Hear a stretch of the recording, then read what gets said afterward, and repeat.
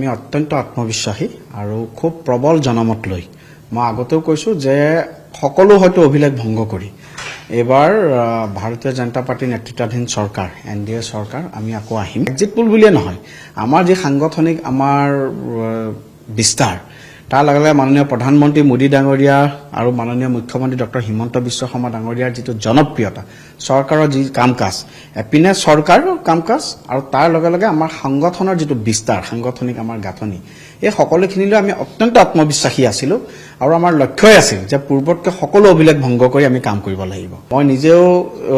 পৰীক্ষা দিয়াৰ পিছত উৎকণ্ঠিত এটা হৈ থাকে কিন্তু মোৰ নিউ গুৱাহাটীবাসী ৰাইজৰ ওপৰতো অত্যন্ত অগাধ বিশ্বাস আৰু ৰাইজৰ খুব ভালকৈ আশীৰ্বাদ পাইছোঁ নিউ গুৱাহাটীটো খুব ভালকৈ বিজয় লাভ কৰিব পাৰিম বুলি মই অত্যন্ত আত্মবিশ্বাসী শক্তিশালী বিৰোধী নাছিল আমিও বিচাৰিছিলোঁ শক্তিশালী বিৰোধী থাকিব লাগে শক্তিশালী বিৰোধীৰ সেইটো মই দেখা নাইকিয়া অহা কাইলৈৰ পিছত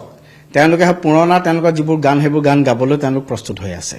তেওঁলোকৰ পুৰণা গান ধৰক ইভিএমৰ আৰম্ভ কৰি নিৰ্বাচনী আয়োগৰ ওপৰত এইখিনি কথা এতিয়া ভোজ ভাত খোৱাৰ অধিকাৰ আছে গতিকে তেওঁলোকক মই শুভেচ্ছা জনাইছোঁ প্ৰয়োজন হ'লে অহা কাইলৈৰ পিছত আমি যি ভোজ ভাত খাম